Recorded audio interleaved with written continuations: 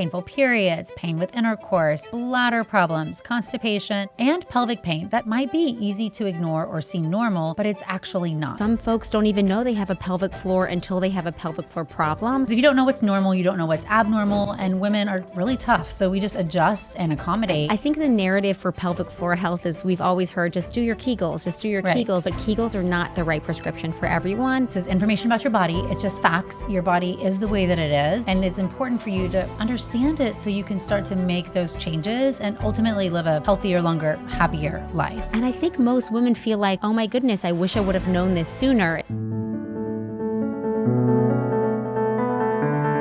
Welcome back to the As a Woman podcast. I'm your host, Dr. Natalie Crawford, and today we're talking about something that doesn't get enough attention, which is your pelvic floor.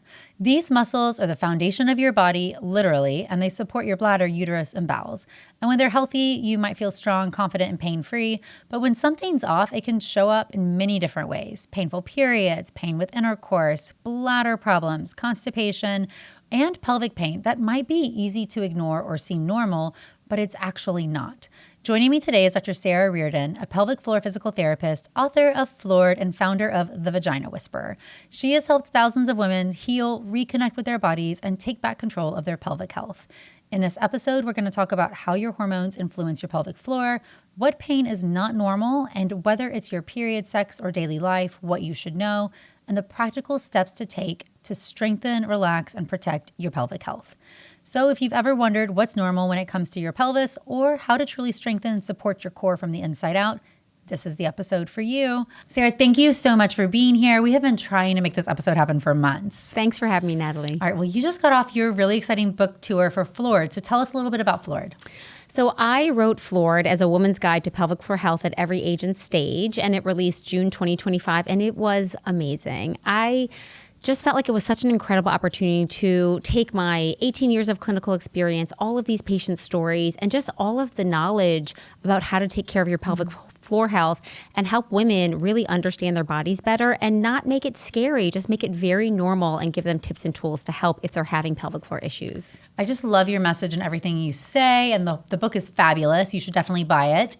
But the thing that I find so surprising, because I've been practicing medicine for so long too, is that these things seem just so second nature. Yeah. And I'll suggest to a patient, hey, you might really benefit. We might just send you to a pelvic floor physical therapist. They have no idea you even exist. I know. Right? You know, I think we're still in a day and age, it's getting better, but where some folks don't even know they have a pelvic floor until they have a pelvic floor problem. And that's what I really would love to change, and I'm working hard to do, because there's a lot you can do to prevent pelvic floor issues, to recognize them sooner and get support. And there are pelvic floor therapists and tons of resources to help really overcome these issues so that women aren't suffering silently. I love it, because if you don't know what's normal, you don't know what's abnormal, and women are really tough. So we just adjust and accommodate instead of actually getting help because we don't know that there's something we should be doing. And I feel like, you know, we go through so many physical transformations as women, like pregnancy, birth, you know, perimenopause and menopause, and our pelvic floor is changing through all of those experiences, yet we're not getting the education and support to help navigate those changes. And so I really want this to be something that pelvic floor healthcare is integrated into every life stage for women in medicine, because, you know, it goes through changes. And again, if you're leaking urine or experiencing pelvic pain or painful intercourse, it just really affects your quality of life. So why don't you break it down first? What is the pelvic floor? So the pelvic floor is a basket of muscles that sits at the base of your pelvis. So if you can imagine that, you know, bony ring of skeleton bones we see on pajamas or even on the anatomy model in a doctor's office. At the bottom of that pelvic bones, of that ring of bones, is a basket of muscles that we call your pelvic floor muscles. Those pelvic floor muscles support your uterus and ovaries, your bladder, which holds urine, your bowels, which hold stool, and it also has the openings for urine to exit the body, for stool to exit the body, and the vaginal opening for, you know, menstruation and intercourse and vaginal birth. So if anything is going on with your bladder health, your sexual health, even your reproductive health, your pelvic floor muscles are likely involved. So I think one thing people don't realize, and I know you're starting to talk about this a lot too, though, is that for all muscles in our body, but especially for the pelvic floor, there's a hormonal interplay with how your hormones influence your pelvic floor health, correct? Yes. So, you know, particularly with the vulva and vagina and the pelvic floor muscles, hormones like estrogen play a huge role, even progesterone and testosterone. Where we see estrogen really start to increasing in a young woman's life is when they start menstruating. And then every monthly cycle, we go through these spikes in estrogen and then decreases. And so with even a monthly cycle, you can have more lubrication in the vagina. When that's absent, you can have painful intercourse. You go through surges of progesterone, which can cause constipation and straining, which can then lead to pelvic floor weakness. And so even within monthly cycles, we see these hormonal fluctuations, but particularly postpartum, when we have low estrogen levels, if we're lactating, and then during perimenopause and postmenopause, those low estrogen levels lead to vaginal dryness, more bladder issues like frequency, urgency, symptoms of urinary tract infections when it's not a UTI, painful intercourse. So we want to be aware of what we are experiencing with our hormones, because that could be influencing our pelvic floor. You may not think, oh, I'm having pain with sex. It's my low estrogen from my birth control. Right. And actually, it's your pelvic floor muscles being influenced by that. And I think that's an important point, too, that these hormonal changes, we often think about at some of these big moments like menopause, postpartum. But also, if you're on prolonged hormonal contraception, if you're not ovulating, or if you're having very irregular cycles, you're having long periods of low estrogen, you might be experiencing some things that can be attributed to having low estrogen, but also your pelvic floor. It's important to think outside the box and not just this one single problem. And I think that, if someone's getting on a medication like oral contraceptives, they may not be aware that, oh, there can be side effects of this, estrogen medication that's going to affect my pelvic floor health, my vaginal health. The same thing if you're going through fertility medications. We see a lot of women who are taking progesterone, which is much needed, but it's causing constipation, hemorrhoids, and straining, and they're not realizing, oh, there's something I can do to help with that, like pelvic floor therapy and training. And then definitely during pregnancy and postpartum as well. So it's just something that I think if we can have these conversations about what's normal for pelvic floor health, when something's not normal, we know where to get help. Let's start with period pain, right? Because I think that's something that I talk to women about every single day. Obviously, if they're having infertility, we're trying to leverage that menstrual cycle being a vital sign to try to figure out what's going on inside the body. But so many women assume that their period pain is just something they have to deal with. This is just the way that it is. Or they actually will say, I just have a low pain tolerance. They give this litany of excuses, when in reality, there often can be something underlying that is causing this pain. Absolutely. So one of the most common things we see in our practice as a pelvic floor therapist for women coming in with painful menstruation is endometriosis and adenomyosis. And 1 in 10 women will experience endometriosis, which is a disease process that's causing, kind of infiltrating tissues throughout the pelvic cavity that are causing severe pelvic pain, particularly around ovulation and menstruation, but also painful bowel movements, urinary frequency and urgency, everything from tailbone pain, rib pain, and even painful sex.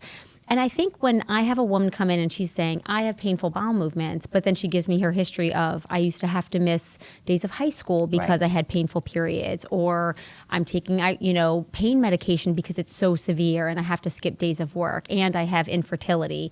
Those puzzle pieces start to come together for me, where I'm thinking we need to start thinking about endometriosis as a possible diagnosis. And I think we don't know what kind of pain is normal. We think we only know our pain, but if people don't talk about it, so they then don't it's hard talk to compare. about it. And this is where I think conversations like this are so important, because if we talk about this part of our body, then we know where to get help for it. But yes, painful menstruation and painful periods, it can be endometriosis. And we're often the ones as PTs that are saying, I think we need to get a further diagnosis because something's not adding up here. It's not just a pelvic floor issue. I always ask the same question you do. So I think this is important for listeners to hear, because pain is very hard to ascertain what's normal and not. But there's studies showing that when you were in high school, you had a better understanding of what was normal or not. And if you said, oh yeah, I would not go to dinner with friends, I would cancel plans, I would stay home from school, that's a very high predictive sign that you actually could have endometriosis. And based on where those lesions are, as you pointed out, the symptomology can look really different person to person. And I see a ton of patients who maybe their period pain, they say isn't that bad, but they're really reporting a lot of really bad GI symptoms or painful intercourse in certain positions based on where those implants are.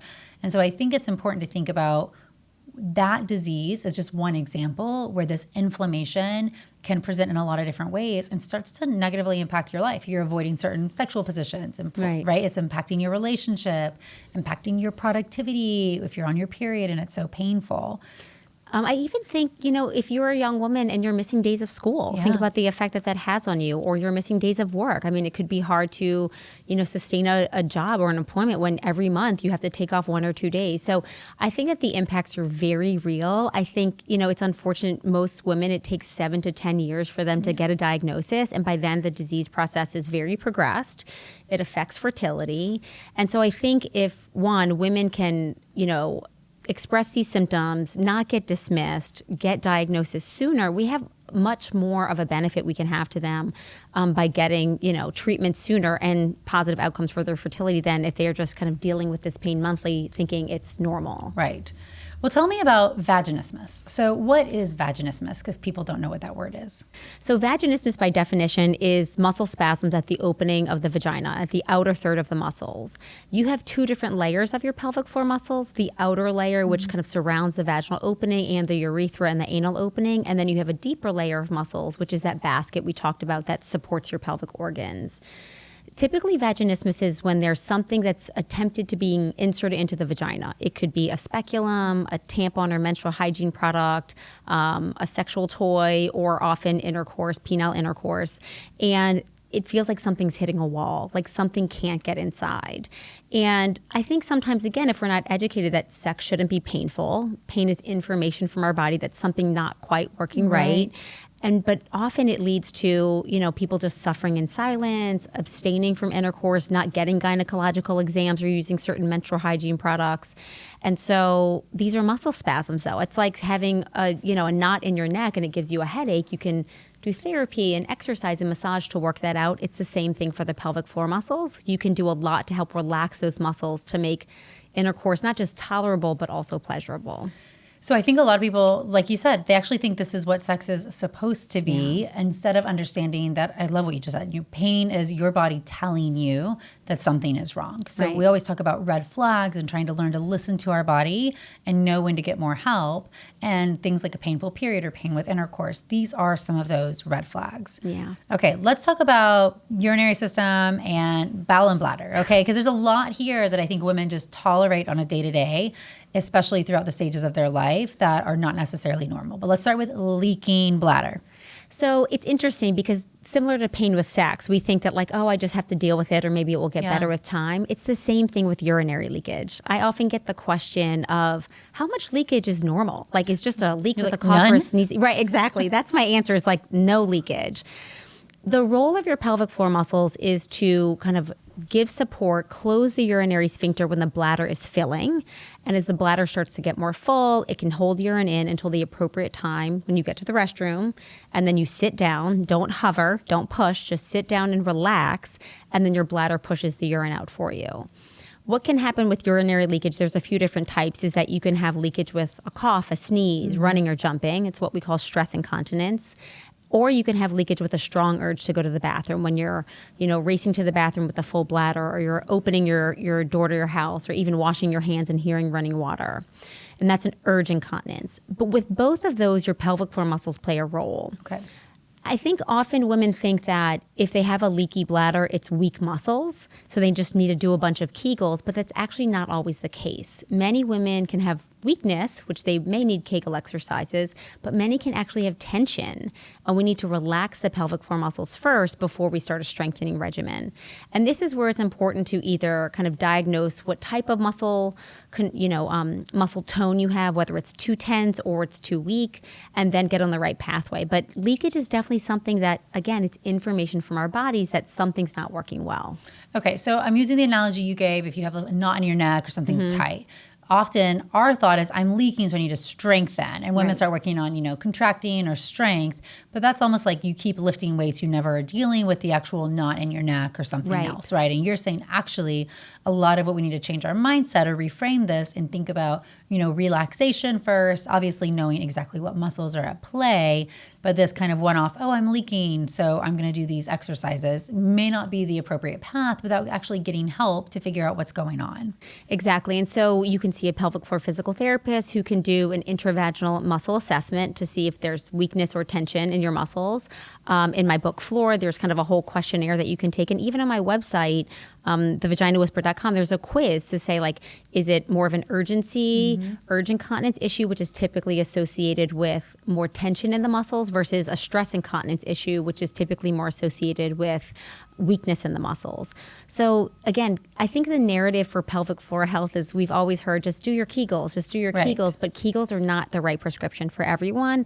And that's where I really want to have folks starting to think about, okay, which is the right pathway for me? Yeah, get to that root cause or figure out what's actually going on so you can personalize what you need to do. Exactly. Okay, let's talk about constipation, because I know that so many people actually have unhealthy bowel habits, but they think that they are just normal or it's just how they are. But having chronic constipation can really wreak a lot of havoc on your pelvic floor, right? Exactly. It's funny because on my social media account, The Vagina Whisperer, I talk about poop all of the time. And everyone's like, why are you talking about poop all the time? You need a poop costume, not just a vagina costume. I'm like, if you are straining with bowel movements, constipation is the #1 GI complaint in the United States. If you're straining with bowel movements, it can weaken your pelvic floor over time, leading to pelvic floor weakness, urinary incontinence, urinary urgency, and pelvic organ prolapse. So if you're coming to see me and you're leaking urine, I'm asking you about your pooping habits because that straining could cause other issues. What's normal to have a bowel movement is between 3 times a day to 3 times a week. So it's not even daily, but you should not be straining. You should be able to empty completely, not feeling like you've got hard stools left in the area, be able to have a bowel movement without use of laxatives or stool softeners. And so if you are kind of outside of that range, constipation could be an issue, and the pelvic floor muscles are often overactive and too tense, preventing a good empty of your bowels. Okay. So what I'm hearing from you is that there's a lot of red flags we can have that our pelvic floor may actually be, we'll say, unhealthy, right? That there's things that we could be doing better, or that there's something that's kind of a warning sign that we're going down this pathway that might cause a lot of problems for us. Right. What do you kind of want to list off as, if these things are happening to you, these are not normal? It's interesting because it's actually quite a few. So constipation, which again, infrequent bowel movements, going multiple days, straining with bowel movements, feeling like you're not emptying completely, or even feel like, we call it a poop pocket, like there's poop stuck in a pocket, which could be a sign of a prolapse. Also, fecal staining in your underwear, feeling like you can't get clean, like you constantly have to wipe, fecal urgency that you're running to the bathroom and you can't make it in time, but also things like hemorrhoids and anal fissures. Those are other common symptoms we see. And particularly if women are going through fertility treatments and they're taking hormones, which they need, some of those side effects, like from progesterone, can affect their bowel health. So it can make it worse. It can make it worse. And so I'm always like, well, we have to take the medication. Like, I'm perimenopausal, I take progesterone, but I know that it's going to contribute to constipation, so I have to do other things to help remedy that. And that's what I want people to kind of know, like, if you're straining every day to have a bowel movement, that can affect your pelvic floor over time. So how can we help you have really good poop so you're not straining? Yeah, like prevent this from being a problem, exactly. Right? So maybe we know exactly what's causing it, and that's not going to be modified. Right. Same thing where maybe if it's, postpartum or you're lactating, we might say, hey, we're at a little higher risk for something. So now we need to take an approach to be more preventative in what we're doing or paying attention to some of these kind of habits. Let's say somebody's hearing this, though, and they need to go see a pelvic floor PT, and they're saying, that doesn't sound fun, that sounds scary, I don't want to go do this. Can you, make this feel easier? Like, what would we expect in a first visit if we said, okay, I'm having some problem, I'm going to come see a pelvic floor PT? Like, what would I expect to happen? It definitely is such a mystical experience for, like, how do you assess the pelvic floor muscles? So these muscles are deep in your pelvis, and we typically assess them through an intravaginal muscle assessment, sometimes an intraanal, depending on the person or the gender. But ultimately what we're trying to do is diagnose, are these muscles tight or tense? Are they weak? Are they coordinated? And then what do we need to do after that? So the first session, we sit down one-on-one, just like this, and as a physical therapist, I ask you a bunch of questions. We're in a private treatment room. There's closed doors. It's completely confidential. And then I ask you questions not just about maybe urinary leakage, which you may be there to help, ask me about, but also your menstruation, your childbirth history, your medications, your bowel health, everything kind of involved in your pelvic floor health so I can get a good picture of what's going on. Then I do an external physical assessment. So this is with clothes on. I look at your low back, your pelvic alignment, your hips, your abdominal wall, particularly if you've had surgeries or given birth, and just say, how are things moving, contracting, relaxing? Then we do an intravaginal assessment, which you are undressed from the waist down. You're not in stirrups. You're kind of laying on a nice, cozy physical therapy mat. You're covered from not like in my office, right? Like right, your legs are not in the air. And you're covered with a sheet, so it's typically very comfortable. And your therapist is going to walk you through everything that you're doing. And you have consent the entire time. So if you're like, I don't want to do an internal assessment, I'm like, absolutely fine. You are the driver in this experience. And then, we first observe externally the vulva. We look at the tissues, whether you can contract your pelvic floor properly, relax the pelvic floor, bulge. We look for signs of prolapse, any scar tissue. And then we do the intravaginal muscle exam, where I insert a glove lubricated finger into the vaginal opening and then do the same thing. Squeeze, relax, push or bear down. And I'm assessing for, again, tension, tone in the muscles. And the whole thing takes maybe 3 minutes. So it's not an extensive process, but it at least gives us the information we need to know. Do we strengthen? Do we lengthen? Do we coordinate? Are you a candidate for pelvic floor PT? And I think most women feel like, oh my goodness, I wish I would have known this sooner. It's not that bad, because it's really just, it's like, I don't want to say going to the dentist, but it's just really a medical examination to help you understand your body better. I think that's so empowering, just to say, this is information about your body. It's just facts. Your body is the way that it is. And it's important for you to understand it so you can start to make those changes and ultimately live a healthier, longer, happier life. Right. I am sure one of the most common patients you see is actually probably postpartum. Is that right? Whether it's after birth, just is it normal changes to the pelvic floor? Is it birth trauma or injury? Kind of walk us through what we need to be thinking about if somebody has gone through childbirth and now they might be having new onset, experiencing some of these problems. What should they be thinking about? Well, every pregnant person experiences pelvic floor changes. So whether you've had a vaginal birth or a cesarean birth, I highly recommend that you see a pelvic floor therapist or do some pelvic floor training after birth. Oftentimes we think, oh, I had a C-section, my vagina and pelvic floor are spared, but pregnancy itself changes your pelvic floor. Just the weight of the uterus and the progesterone changes, how so we your think muscles, about your ligaments. Your ligaments are expanding and to helping open the pelvis. Your abdominal muscles are being stretched and lengthened.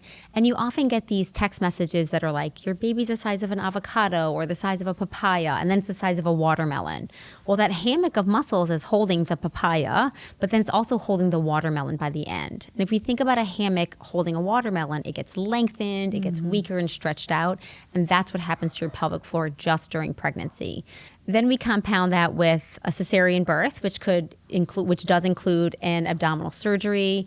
And then also if you have a vaginal birth, most women have prolonged pushing or a perineal tear, which again, that's going to affect your pelvic floor muscles. So I highly encourage all postpartum moms to see a pelvic floor therapist in person if it's accessible at 6 weeks postpartum, after you get your medical visit done.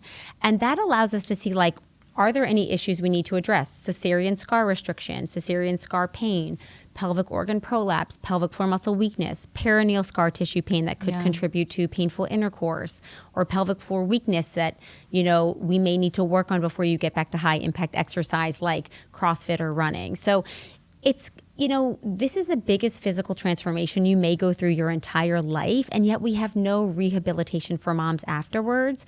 And if we don't address the issues earlier, they may persist up to a year or after postpartum. So the sooner the better, but it's also never too late to see a pelvic floor therapist. It's so interesting, right? Because if you tear your ACL and you have surgery, you're going to get a prescription for a rehab program and you're going to see PT. It's not a optional situation. You're going to go through this to rehab.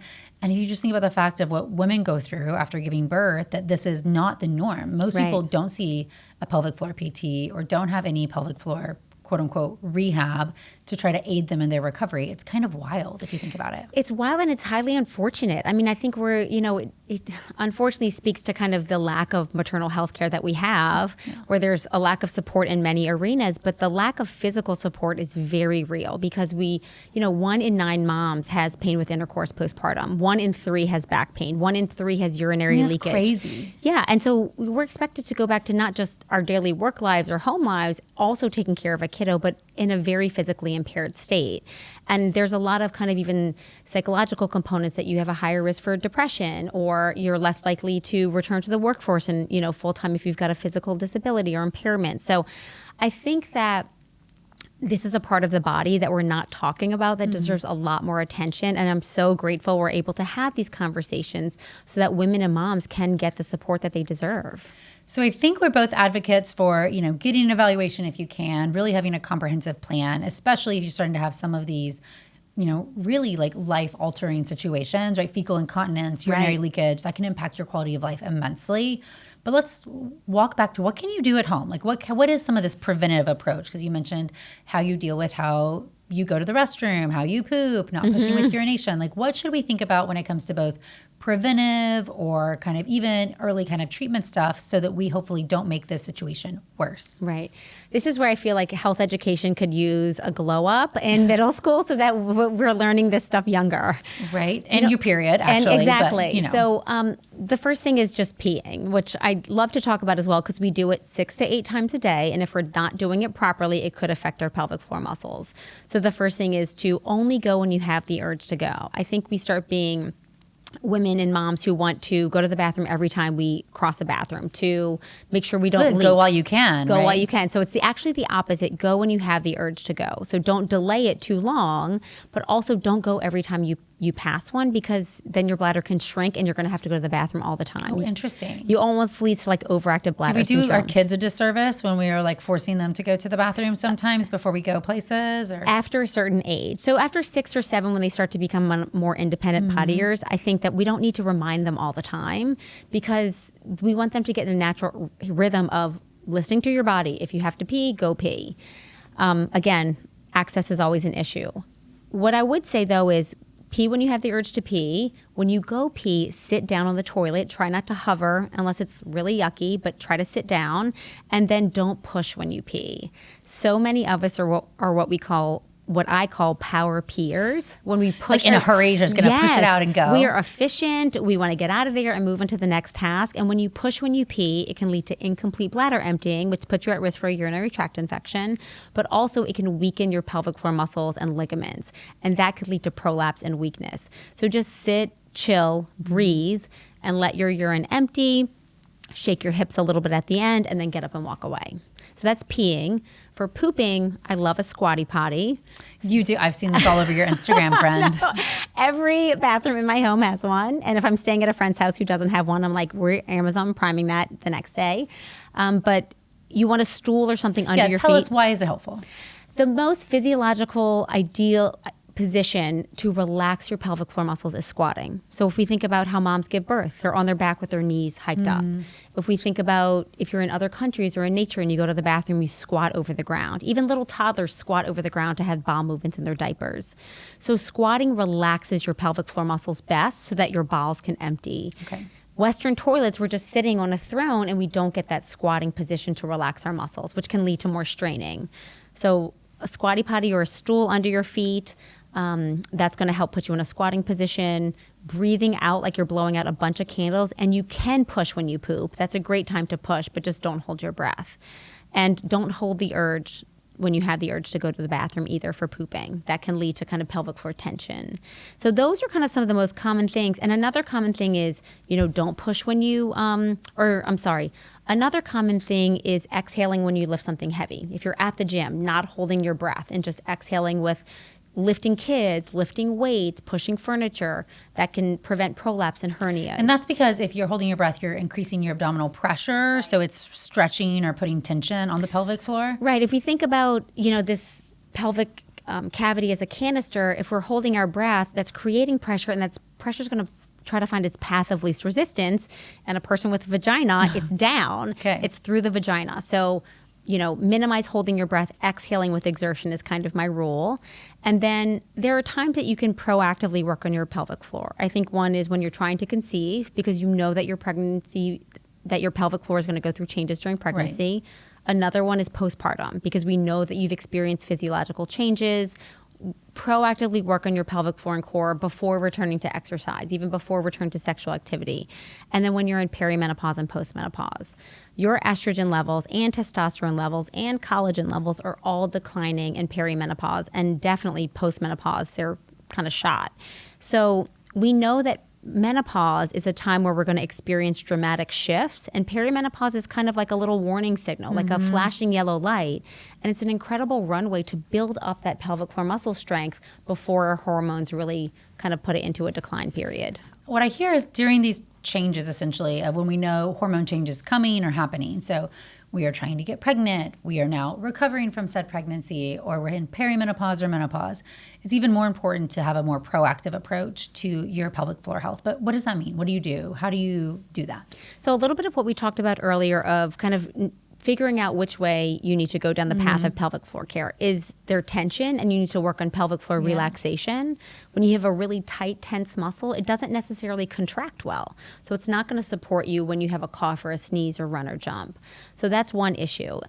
Most often it's a weakness issue. So if you're in perimenopause, your estrogen levels are declining, your collagen, which we think about a lot for our skin and our hair, estrogen helps create the protein collagen, and there's less of that. So you want to proactively build up your pelvic floor muscle strength. So this is doing pelvic floor strengthening exercises, workouts. It's not just Kegels, it's building up this strength with squats and lunges and movement and weightlifting so that you can kind of get those thicker, more hypertrophied muscles to support your bladder, to hold in urine and stool, because we need them to last the next 40 years of our life after menopause. Even if you don't have any symptoms, we're saying working on that, what people call their deep core, essentially, right? Trying to build up some of those muscles.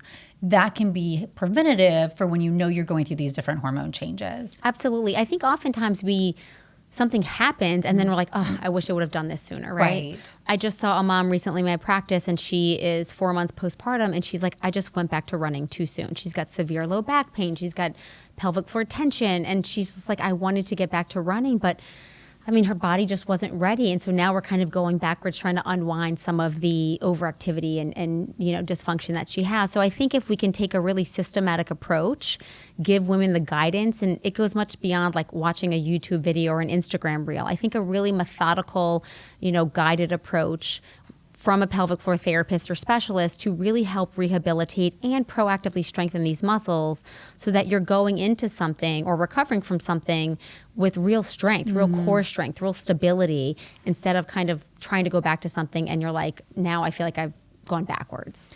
Are there smaller things that people are doing wrong they may not realize when it comes to maybe like their posture or how they sit or stand? That if I have a group of women who say they're trying to get pregnant, so they don't have any issues yet, but are they doing certain things on a day-to-day that may be setting themselves up to have an issue down the road? I think for trying to conceive, it's a more holistic picture, which I know you talk about a lot. Everything from nutrition, bowel health, sleep hygiene. There is a big kind of central sensitization component as well, where we want to decrease stress, which is going to decrease cortisol, which can help, increase estrogen. So there's different things, I think, from a holistic perspective that you want to look at outside of just pelvic floor health. A lot of what we also kind of recommend during pregnancy and postpartum is looking at how you're moving. I think oftentimes we have weak hip muscles, weak core muscles. We slouch like this. Yeah. We're looking at screens. We're looking at screens. We're holding babies. We're, very slouched and rounded. That doesn't allow our pelvic floor muscles to get a really good contraction. It contributes to weak core muscles and a rounded back, which affects our posture. Everything kind of in neutral alignment. So an upright posture, even not crossing our legs too much. We are right I now. know. Thinking about those things that you could be doing that just influence your muscles, because you're 36 muscles attached to the pelvis. So it's not just the pelvic floor. And we want to look at all of the different ways we're moving that could contribute to that. Oh, so smart. And then you've mentioned a bunch talking about some of these holistic approaches, but especially trying to prevent constipation. So I'm sure this is staying really hydrated, eating lots of fiber, and making sure that you, first of all, are aware of your own bowel movements. I think a lot of women actually don't always have a good sense of how frequent they're going to the bathroom. They're really not paying attention. And so pay attention. Yeah. Tracking is huge. I mean, we talk about cycle tracking, but I'm like, do a bladder diary where you're looking at what you're eating, drinking, when your leakage occurs, when your urgency occurs, how much you're emptying. The same thing with bowel movements. What are you eating? How much activity are you getting? How much hydration? The number 1 and 2 reasons for constipation are not enough hydration and not enough fiber. Yeah. And when you eat a diet rich or too overdone with processed foods, you're not getting enough fiber. But people are like, what is fiber? Natural fruits and vegetables, whole grains. Try to get it from natural foods. And if that is not enough, then you can supplement with psyllium or something like that. But then also plenty of water. I have an emotional water bottle. So, but you don't want to be overhydrating as well. You want your urine to be coming out almost clear, but not completely clear. But making sure you're getting enough water, enough hydration, but also enough movement.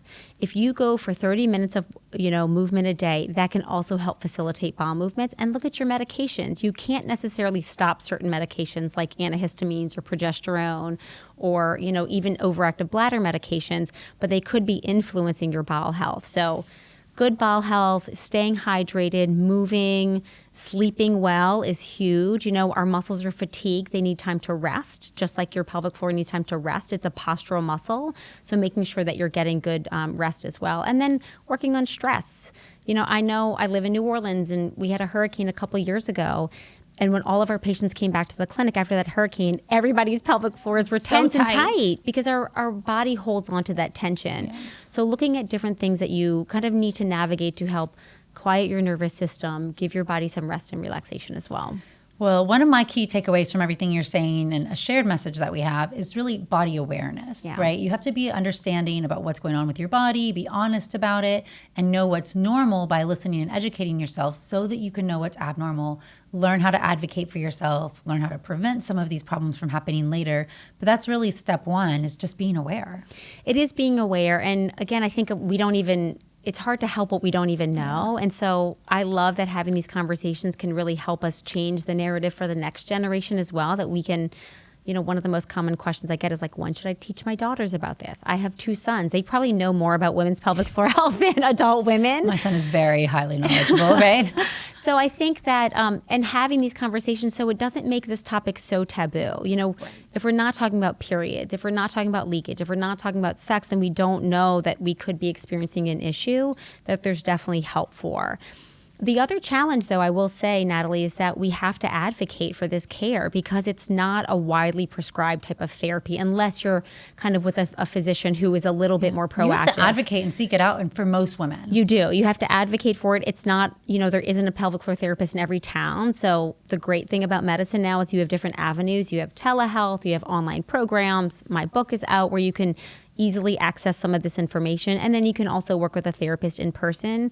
So there's a lot of entryways to get started down a pelvic floor care pathway now. But you are going to, kind of have to seek them out because this isn't quite yet integrated into women's health care. Okay. Well, thank you so much for coming on the show. Please tell everybody where they can find you and follow you and find the book to learn more. Thank you. So I am on social media as The Vagina Whisperer on Instagram. It's the.vagina.whisperer.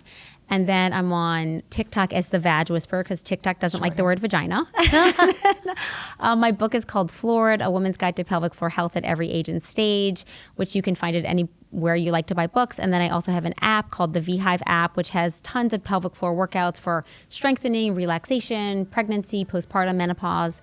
So you can access these things at home as well. Well, thank you so much for being here. And thank you so much for listening and watching. And until next week, thanks, friends. Thank you for listening to the As a Woman podcast. If you're ready to take control of your reproductive health, my new book, The Fertility Formula, is your next step. It's a science-backed guide to understanding your hormones, optimizing your fertility, and owning your reproductive future. You can order your copy and learn more at nataliecrawfordmd.com/book. And as always, follow along at Natalie Crawford MD for even more support. Because knowledge is power, and your health deserves a formula made just for you as a woman.